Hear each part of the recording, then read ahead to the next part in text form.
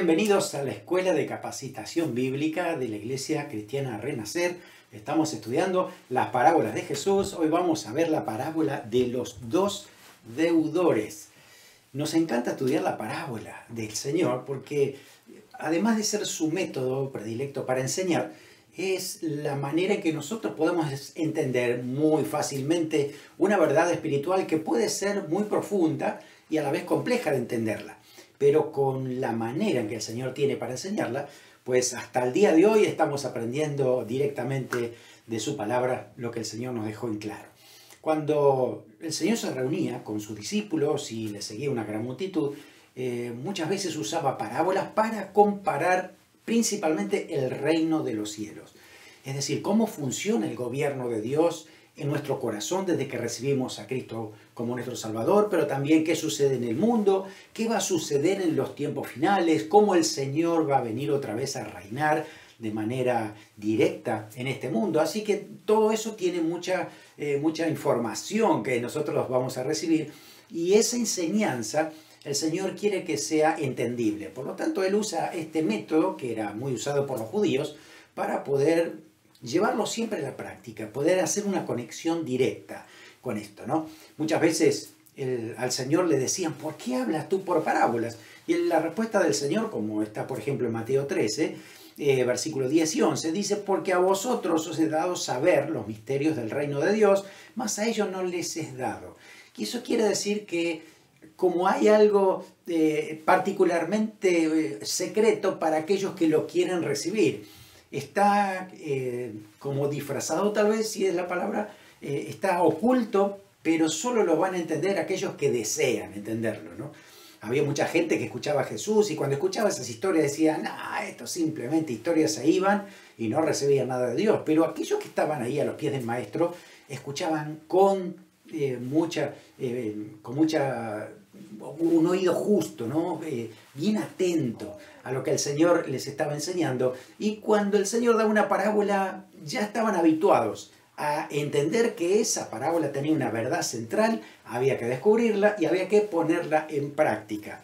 Ahora, no todo podían recibir, de a poco fue el Señor enseñando, no podían recibir todo de golpe. De hecho, en Marcos 4:3 dice que con muchas parábolas el Señor les enseñaba, les hablaba la palabra, conforme a lo que podían oír.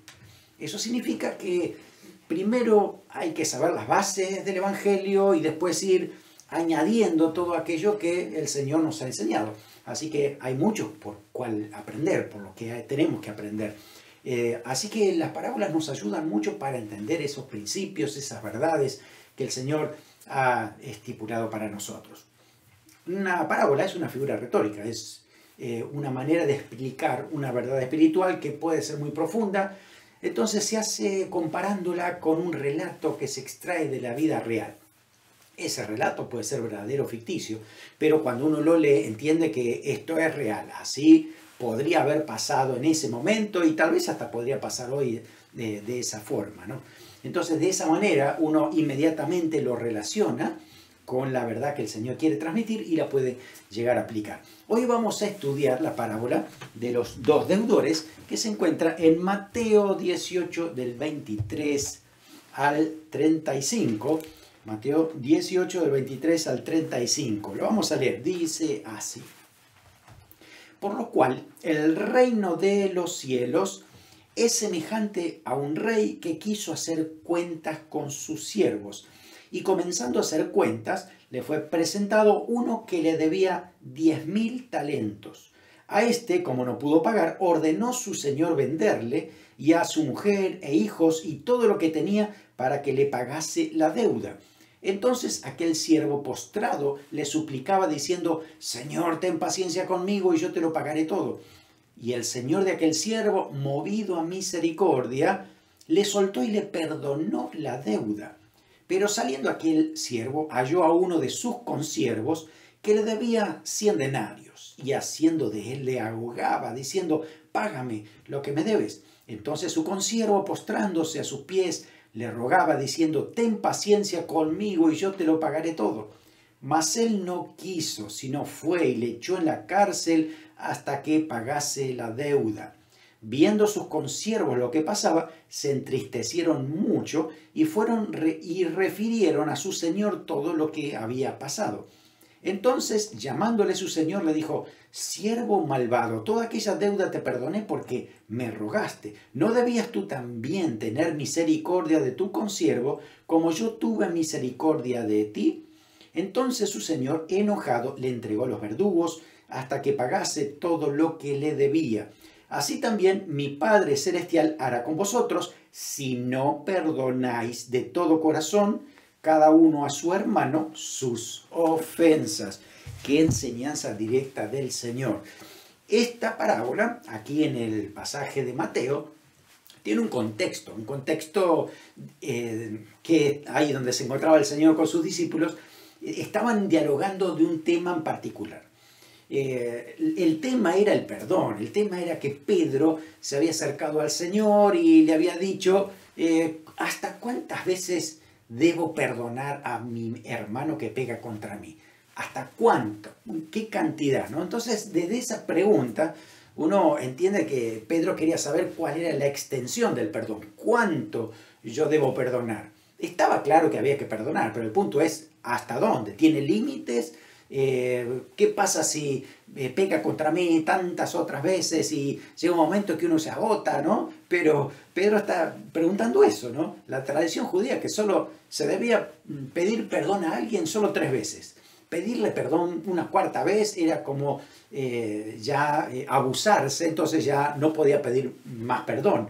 Entonces, claro, todos habían aprendido esa costumbre judía de que solamente se podía perdonar 3 veces. Pedro entonces por eso dice: ¿será hasta 7 un número fantástico, ¿no? Pensando que todos los judíos, los religiosos, perdonan 3 y yo puedo perdonar 7. Mira, lo estoy duplicando y le agrego 1 de yapa, ¿no? 1 extra. Y entonces, de esa manera, Pedro creyó que a lo mejor su respuesta era bastante acertada, ¿no? Imagínense la cara de Pedro, ¿no? Diciendo: bueno, este es mi punto de vista, creo que estoy rebosando de amor y misericordia. Pero, bueno, allí es como hay una respuesta del Señor, ¿no es cierto? Los judíos sabían bien que había que perdonar, pero la pregunta era hasta qué punto. Esto era lo que le estaba molestando. Jesús ahora le responde que no es solo 7, sino dice hasta 70 veces 7. Es decir, Jesús responde con ese número 7, que para los judíos el 7 era el número perfecto, el completo. 7, hay un salmo, por ejemplo, que dice 7 veces cae el justo y vuelve a levantarse. Como diciendo, bueno, pueden ser muchas, ¿no? El número 7 es el completo. Más de eso ya es demasiado, ¿no? Es como que hasta ahí estamos bien.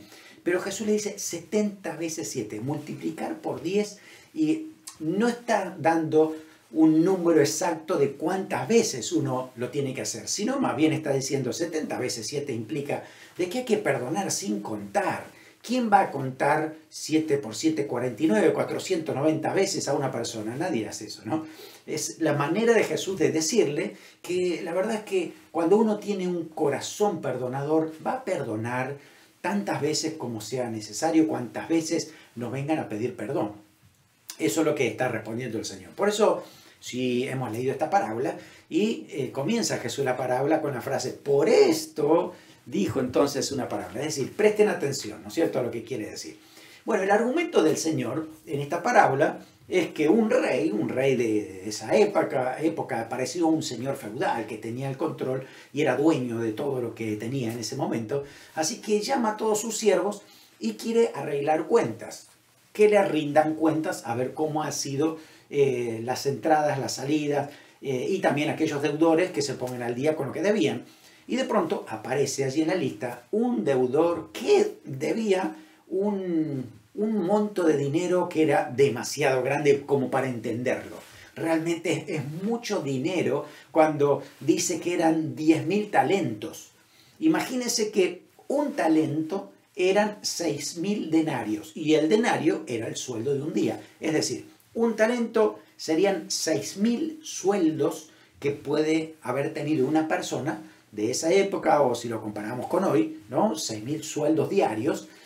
Así que vaya haciendo esa cuenta, cuánto podría ser. Pero acá está diciendo 10.000 veces eso, ¿no? Así que estamos hablando de de un dinero que, vuelvo a decir, me parece que ni nos entra en la cabeza ese número. Yo hice la cuenta en la calculadora y la verdad es que la calculadora me dice que ese número va más allá del millón y no puede entrar en los números en la calculadora, ¿no? Es demasiado grande. Imagínense que el ingreso que había de los tributos para Herodes en ese momento, tanto de las provincias de Judea, Idumea y Samaria, eran 600 talentos por año. Y acá estamos diciendo que lo que había debido eran 10.000 talentos. Eso es realmente muy grande. La deuda de este hombre, así que eran 60 millones de denarios. ¿Sabe cuánto es eso? 200.000 años de trabajo. Está diciendo que es imposible que alguien pueda pagar eso, ni viviendo todo lo que se ha vivido hasta ahora, ¿no? Fíjese que según la Biblia han habido 4.000 años antes de Cristo, 2.000 años ahora, son 6.000, y estamos diciendo 200.000 años. Así que era una deuda, un número del Señor desorbitante como para entender que la deuda era demasiado grande, ¿no? Claro, este hombre no la podía pagar, ¿no? Entonces se acerca al rey y le empieza a pedir ayuda porque el rey había sentenciado que este hombre tenía que haber sido vendido a su esposa, a sus hijos y todo lo que tenía para ver si de alguna manera se podía empezar a cobrar algo de la deuda. Porque esta deuda era tan grande que no le alcanzaba ni siquiera con eso.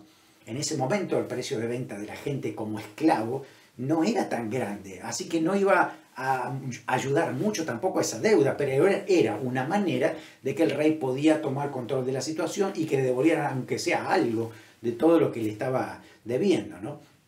Pero ahí está, este deudor se pone de rodillas delante del rey, le pide clemencia, le pide que le haga una prórroga, que le tenga paciencia, que él le quiere pagar en el tiempo, bueno, un poco más extendido. Y obviamente que iba a tener que hacer con intereses. ¿Se imagina lo que son los intereses de 200.000 años de trabajo? Es una locura, ¿no? Lo que estamos diciendo. Así que imposible de pagar. Entonces de pronto aparece algo extraordinario en la historia y es que el rey, por compasión y misericordia, decide cancelar esa deuda. Claro, el único que podía hacer eso era el dueño de esto, ¿no? El dueño de esa deuda, el dueño de todo ese dinero. Así que aquí lo que hace este rey es perdonarle absolutamente todo. Imagínese lo que puede haber sentido este hombre de tener su misma libertad, de su esposa, de sus hijos, de sus bienes y que había sido totalmente perdonado, ¿no? Ahora, algo pasó, porque este hombre, cuando sale de estar con el rey, se encuentra con otro compañero que le debía solo 100 denarios. 100 denarios serían 3 meses de trabajo. Y resulta que dice que lo agarró del cuello y le exigía que le pagara lo que le debía. Y esa otra persona hizo exactamente que él. Lo mismo que hizo él con el rey, ¿no? Se postró de rodillas, le pidió paciencia, ¿no? Y en vez de perdonarlo, o por lo menos aunque sea darle tiempo para pagar, no quiso, dice que lo agarró y lo echó en la cárcel hasta que pagara todo lo que le debía. Claro, cuando la gente se enteró de esto, fueron a hablar con el rey, le expusieron el caso, así que el rey vuelve a traer otra vez a este deudor y le dice, te perdoné toda esa deuda terrible que tú nunca podías pagar, te perdoné todo eso. Tú ni siquiera pudiste perdonar a tu consiervo que te debía solamente 100 denarios. Ahora sí, no, olvídate. Si no pudiste hacer esto, vas a ir a la cárcel directamente y allí te meto hasta que se cancele esta deuda. O sea, nunca iba a salir de ahí. ¿Por qué? Porque la deuda era imposible de pagar. Así que era la manera de decir. Acuérdense usted que la parábola, hay una verdad central en la parábola. No está aquí tratando del Señor, de hacer doctrina de lo que va a pasar en la eternidad, de qué va a ser el infierno, dónde van a ser juzgados. No está hablando de eso. Está hablando una simple parábola para explicar lo que significa que si alguien recibe el perdón grande de otro, debe también a otros darle perdón. En este caso es muy directo lo que está diciendo aquí el Señor, ¿no? Si hacemos una explicación, es muy sencillo entender que el rey es Dios, ¿no es cierto? Que Dios, y yo era un deudor por causa del pecado. cada vez que le fallaba al Señor, si quiere, póngale un denario si usted quiere, pero al fin y al cabo son entonces 60 millones de veces que hubiera pecado contra el Señor. ¿Cómo lo puedo remediar? Es imposible, nadie puede pagarle a Dios por sus pecados, ni siquiera muriendo por esos pecados, ni siquiera eso alcanza. Así que esa deuda era tan grande, entonces, que Dios nos ha perdonado. Claro, nosotros recibimos ese perdón, y qué maravilloso recibir ese perdón, ¿no? Lo hemos disfrutado, le damos tantas gracias al Señor, y ojalá que entendamos todo lo que Dios nos ha perdonado. Dios no nos perdonó $10, Dios nos ha perdonado millones y millones y millones de veces que hemos pecado contra Él. Esa realidad tiene que estar bien consciente de nosotros, si no, todavía no hemos entendido todo lo que Dios ha hecho por nosotros. Somos pecadores, bien pecadores, merecíamos la muerte por causa de lo que habíamos nacido, porque nacimos en pecado, y además hemos cometido pecados todos los días y lo seguimos haciendo. La realidad es esta: Dios nos perdona nuestros pecados y hace de cuenta que ya no hay pecado contra Él. Dice que arroja esos pecados al fondo del mar y no se acuerda más. Esa es la realidad del perdón del Señor para nosotros. No se acuerda más de la deuda, la canceló totalmente. No hay nada que yo ahora le tenga que pagar a Dios. Así que el Señor me ha perdonado. Esa es la realidad para esta persona, para nosotros aquí. Pero aparece otro deudor que es mi prójimo. El prójimo, que muchas veces puede actuar también en contra mía, haciéndome alguna falta, alguna ofensa, que eso representa una vez, o 2 veces, 10 veces, 100 veces, pero nunca se va a comparar con todo lo que Dios me perdonó a mí. Entonces, en esa realidad es que ahora, esta es la actitud que debo tener siendo perdonado. Si Dios me ha perdonado, perdonar a otros. La clave de esta parábola es esto: yo debo perdonar a otros. No tengo excusa ni justificación para no perdonar a alguien, porque la realidad es que Dios ya me perdonó a mí. Yo debo perdonar. No es que debo analizar la situación para perdonar. Dios me está diciendo que yo debo perdonar. La realidad es que cada uno de nosotros tiene la decisión de perdonar. ¿Puedo perdonar o no puedo perdonar? Si yo perdono, entonces el perdón de Dios en mí sigue fluyendo para que yo perdone a otros, otros puedan experimentar ese perdón, ¿no? Y otra persona que pueda deberme en amor, por así decirlo, también ahora está perdonado. Pero si yo digo que no quiero perdonar a esta persona, por muchos motivos no lo quiero perdonar, entonces hay algo que detiene. Yo puse detiene aquí, pero puede ser mucho más fuerte esta palabra, ¿eh? Detiene el perdón de Dios a nosotros. Entiéndase bien que no es que Dios primero está esperando que yo perdone para perdonarme a mí, porque yo no le puedo pagar a Dios el perdón. Lo que ha hecho Dios es darme en primera instancia todo el perdón para mí, me perdonó totalmente. Ahora que soy perdonado, que tengo el amor de Dios en mí, yo tengo el deber de perdonar. Tiene que ser una actitud que salga de mi corazón, que ya ha sido perdonado. Si yo no puedo perdonar, hasta debería pensar si realmente he entendido lo que significa el perdón. Entender lo que significa que Dios me perdonó todos mis pecados. Porque una vez que uno entiende eso, entonces el corazón se quiebra, el corazón se derrite. El corazón entiende de que ahora yo debo perdonar a otros. Si cierro mi corazón, entonces Dios no me vuelve a perdonar. Dios no me va a perdonar. Porque eso es lo que dice la Biblia. Lo aprendieron los discípulos, lo aprendieron los seguidores, lo aprendió la iglesia y durante toda la historia de la iglesia esto está clarísimo para todo el mundo. Hay que perdonar a otros porque Dios nos perdonó a nosotros. Santiago, mucho más adelante, después de que el Señor Jesús ascendió a los cielos, el hermano de Jesús, en su carta dice, Santiago 2:13, porque juicio sin misericordia se hará con aquel que no hiciere misericordia. Todos debemos tener misericordia de los demás porque hemos recibido de Dios esa misericordia. En otro pasaje dice, de gracia recibisteis, dad de gracia. Recibiste de misericordia, dad de misericordia. Jesús lo dijo, Mateo 5:7, bienaventurados los misericordiosos, porque ellos alcanzarán misericordia. Es una ida y vuelta, ¿no? Yo recibo para dar, porque Dios me lo ha dado y ha sido un regalo tan grande. El perdón es un regalo de Dios, que también tiene que compartirse con otro. No es solo para guardármelo. El perdón tiene que transformar mi corazón para que yo pueda perdonar a Dios. Escuche esto, Dios nos perdona con amor incondicional, pero su perdón es condicional. Yo debo perdonar a otros porque si no, Dios no me perdona a mí. Eso es lo que dice la Biblia. Y lo dice muchas veces. Mateo 6:14 dice, porque si perdonáis a los hombres sus ofensas, os perdonará también a vosotros vuestro Padre Celestial. Mas si no perdonáis a los hombres sus ofensas, tampoco vuestro Padre os perdonará vuestras ofensas. Y si Dios no nos perdona nuestras ofensas, estamos perdidos. ¿Sí? Porque realmente la justicia, la justificación ya no está en nosotros. Entonces hay que rever también nuestro corazón, porque es muy importante esto, ¿no? Nuestra motivación no es, claro, voy a perdonar porque si no, por temor, Dios no me va a perdonar. Sino es lo contrario. Si yo amo a Dios y entendí su perdón, me tiene que salir el amor, tiene que ser parte de mi carácter, parte de mí mismo, ¿no? Cuando Pedro le está diciendo, ¿qué tal 7 veces puedo perdonar a mi prójimo? Él está hablando de las actividades como perdonador. Y Jesús no está hablando de actividad. El perdón no es una actividad. El perdón es parte del carácter de un perdonador. Un perdonador siempre perdona. Siempre, en todo momento, bajo cualquier presión y en todo momento, en todo lugar.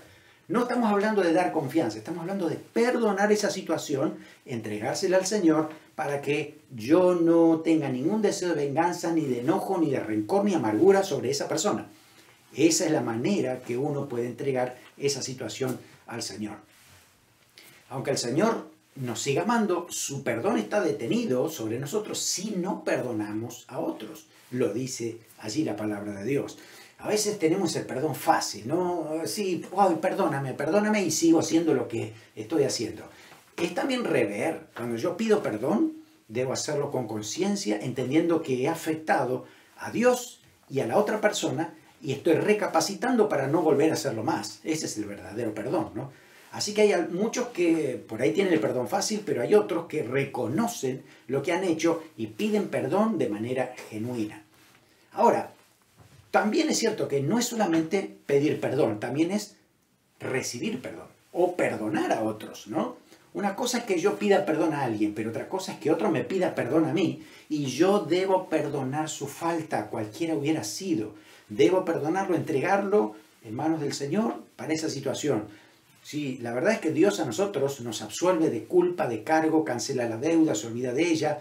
¿Cómo actuamos nosotros frente a otra persona que nos ha hecho alguna ofensa?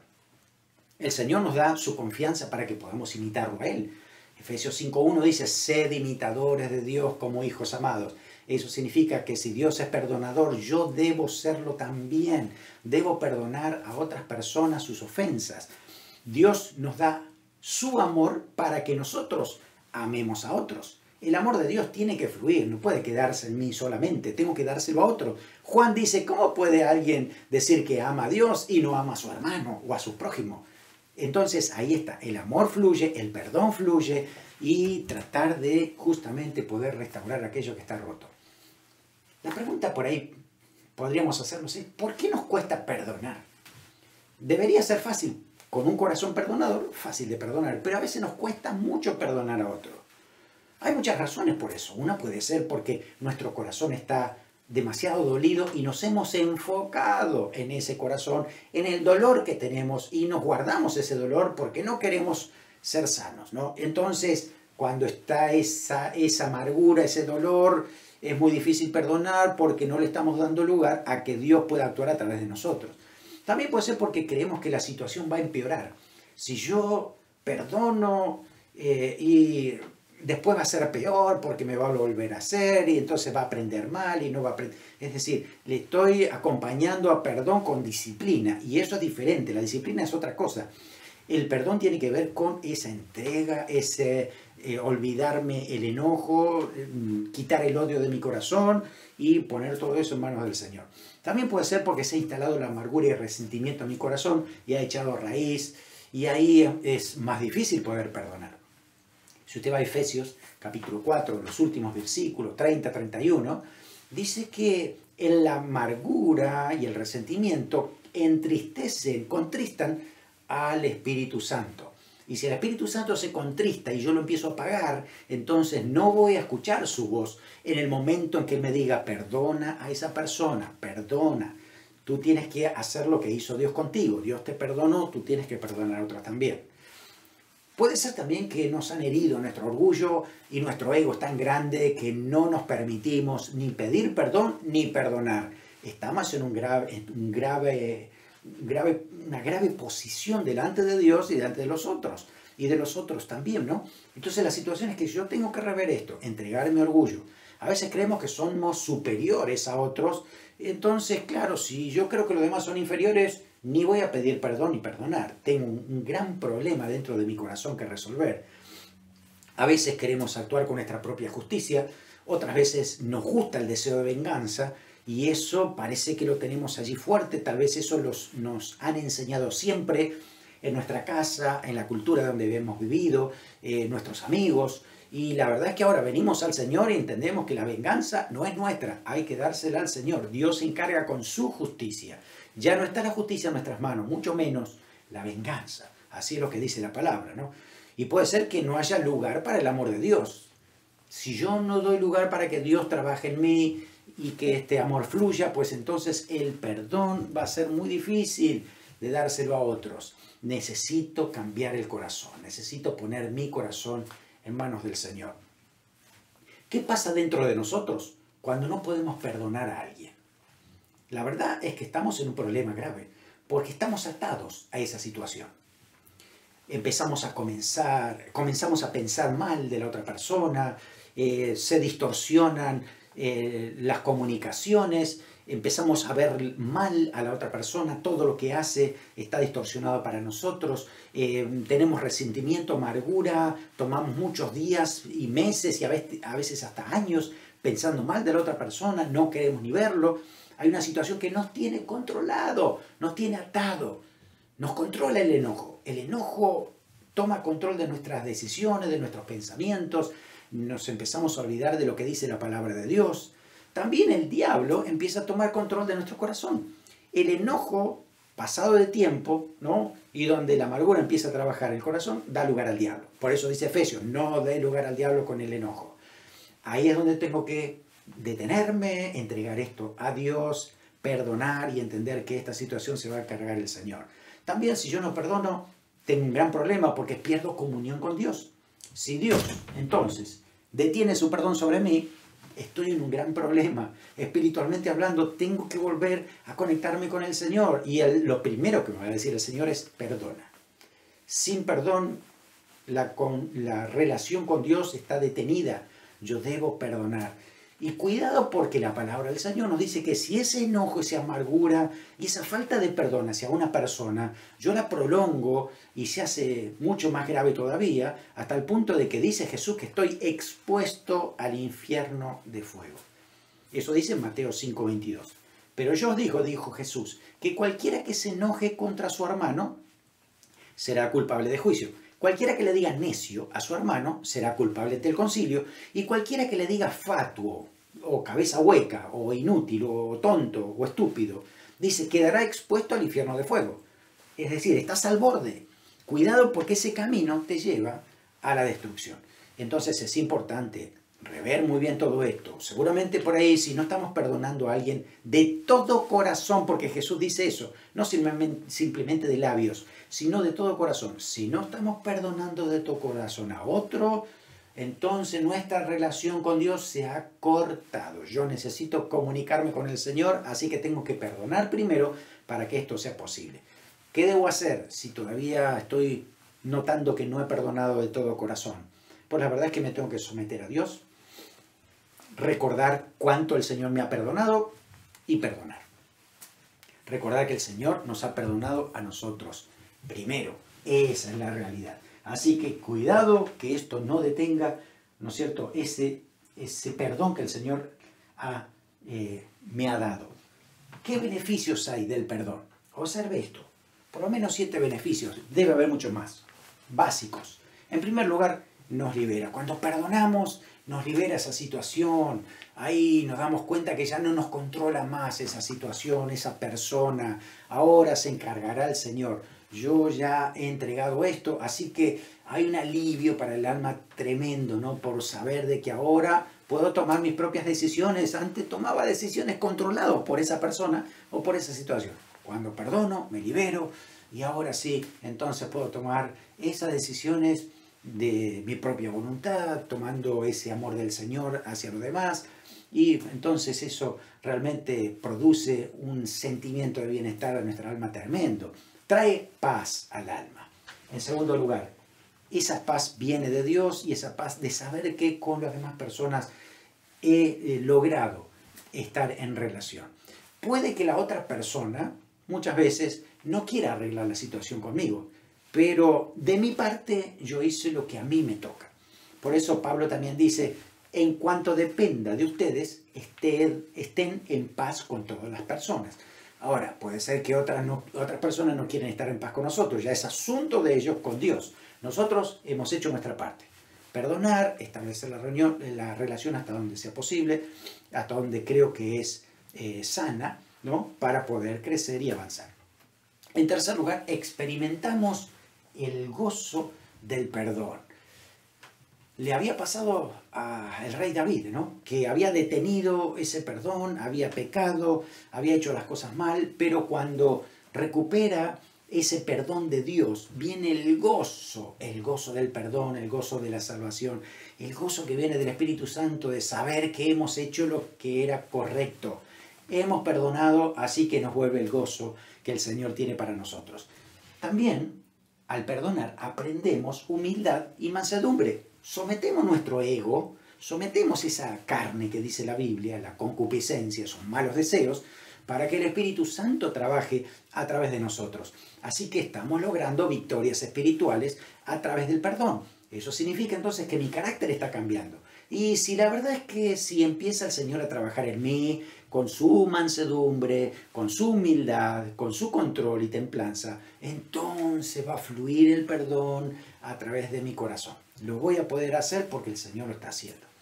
En quinto lugar, afirmamos la confianza.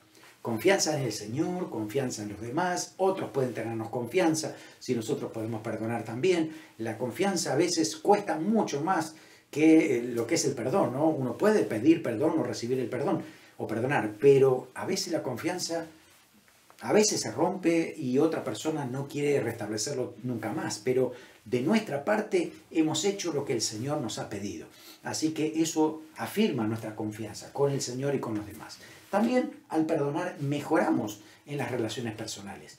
Claro, tenemos que saber que todos nos podemos equivocar siempre y más de una vez. No me digas que tú no te has equivocado muchas veces en esas relaciones personales. ¿Qué hay que hacer? Pedir perdón. ¿Qué hay que hacer también? Perdonar. Porque de esa manera podemos seguir juntos, podemos trabajar juntos esas relaciones, podemos crecer. Y la verdad es que el Señor siempre nos dice una y otra vez en toda la Biblia, perdonaos unos a otros, confesaos vuestras ofensas unos a otros, orad unos por otros. El perdón tiene que fluir siempre de nuestro corazón. Y además, por último, crecemos espiritualmente, crecemos en relación con Dios. Entonces Dios puede confiarnos mucho más. Si nos confió el perdón y nosotros podemos perdonar, nos puede confiar mucho más otras cosas, otras virtudes, para que nosotros también pudiéramos darla a otro. Así que es tan y tan importante, ¿no es cierto?, el tema del perdón. ¿Qué aprendemos en esta parábola? Bueno, a ver, aprendemos que teníamos una deuda tremenda, impagable con Dios por todos nuestros pecados, y ahí, en esta parábola, el Señor nos dice que el Rey, que representa a Dios, nos perdonó toda esa deuda. Aquí hay un gozo tremendo, una paz inolvidable, indesbordable en nuestro corazón, porque sabemos lo que significa ese perdón para nosotros. Ahora, ¿cómo lo hizo Dios? Lo canceló a través del sacrificio de Cristo. Allí es donde el Señor nos ha perdonado todos nuestros pecados. Jesús murió en nuestro lugar. Él pagó la deuda que teníamos nosotros con Dios. Y de esa manera, entonces, ahora es que estamos libres de culpa, de cargo, porque el Señor lo ha hecho. Dios nos ha perdonado, se olvidó de todos nuestros pecados. Ahora, también estamos aprendiendo de cómo Dios nos ha perdonado, nosotros debemos perdonar a otros. Es una realidad. Si el Señor me ha perdonado, yo lo debo hacer, porque si no, Dios ya no me va a perdonar. Hasta que yo no perdone a otro, el perdón de Dios se cortó sobre mí. Es importante entonces estar al día con las demás personas, cualquier ofensa, hay que pedir perdón y perdonar, necesario para crecer. Nunca debemos permitir que el resentimiento, que la amargura se apoderen de nuestra alma, porque eso va a impedir siempre que nosotros pudiéramos perdonar a otros. Lo más probable es que si yo no estoy perdonando, es que está allí todavía la amargura, el resentimiento, el enojo, el odio hacia otra persona por lo que nos ha hecho. Y puede que lo que nos hizo sea terrible, pero tú estás atado todavía a esa situación. Hasta que no perdones y sueltes esa situación, pues entonces no vas a recibir lo que Dios tiene para ti. Por eso es importante quitar la amargura, quitar el resentimiento, dar el lugar al Señor para que trabaje en nuestra alma.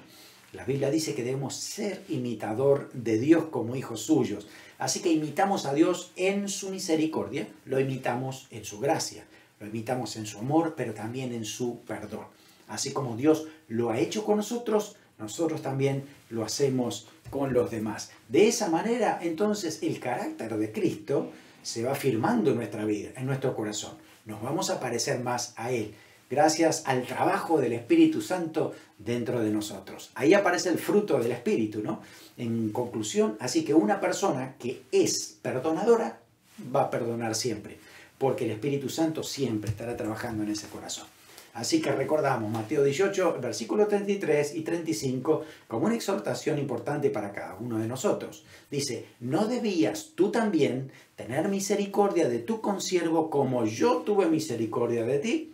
Así también mi Padre Celestial hará con vosotros si no perdonáis de todo corazón cada uno a su hermano sus ofensas. Tal vez el Señor te habló con este estudio bíblico. Y creo que es importante que hagas una pausa y hagas una oración directa con el Señor. Si hay todavía una persona que viene a tu mente lo que fue lo que te hizo, viene a tu mente hasta tu sentimiento, lo que sufriste en ese momento por esa ofensa, es hora de entregarle eso al Señor. Perdonar es soltar esa situación, es encomendar eso en manos de Dios, es decir, Señor, yo voy a cumplir lo que tú me dices, tú me amas, así que yo debo aprender a amar. Tú me perdonas, yo voy a aprender a perdonar. Entrego esta situación en tus manos para que no afecte más mi corazón. Y sabe que contamos con una ayuda sobrenatural. Dice que perdonar es divino. Y es el Espíritu Santo trabajando dentro de nosotros el que nos ayuda de manera poderosa, sobrenatural, a poder perdonar al que parece imperdonable, ¿no? Nosotros podemos perdonar porque el Espíritu Santo nos ayuda a hacerlo. Por eso es importante que hoy te pongas a cuenta con el Señor y le pidas ayuda al Espíritu Santo para poder perdonar al que te ha hecho daño. Dios hace una obra tremenda, sobrenatural, y te trae una paz al alma, un gozo, un descanso tan grande que vas a decir, ¿por qué no lo hice antes? El Señor, bueno, tenía este día para que tú puedas arreglar cuentas, no solo con el Señor, sino también con otras personas que pudieran haberte afectado muy, muy fuerte en tu vida. Oramos, Señor, gracias por tu palabra, gracias por esta enseñanza tan tremenda, directa, que nos has dejado a través de esta parábola. Señor, examina nuestro corazón. Si todavía hay resentimiento o amargura hacia una persona, Señor, pedimos que tú la quites, que tú nos ayudes a perdonar como tú nos has perdonado. Espíritu Santo de Dios, toma control de nuestro corazón, de nuestros sentimientos. Ayúdanos a tomar esa decisión con valentía, con fe, Señor, entregando esa situación en tus manos. Creemos que tú, Señor, harás algo sobrenatural en nuestro corazón. Perdonamos a aquellos que nos han hecho daño, perdonamos, Señor, a los que nos han ofendido, lo entregamos en tus manos, Señor, para que tú trates con ellos, pero no nos vamos a gozar por tu justicia, nos vamos a gozar porque tú quieres rescatarlos, tú quieres tocarlos, Señor, tú quieres que ellos también sean hijos tuyos, que sean, Señor, personas que también tengan tu perdón, tu amor y que fluya ese perdón entre unos y otros. Señor, oramos para que esto se haga una realidad de nuestra vida hoy mismo, Señor, ahora, bajo tu presencia, en el nombre de Jesús. Amén. Amén. Que el Señor te bendiga y actúa con un corazón nuevo, diferente, a través del poder del Espíritu Santo dentro de ti. Dios te bendiga.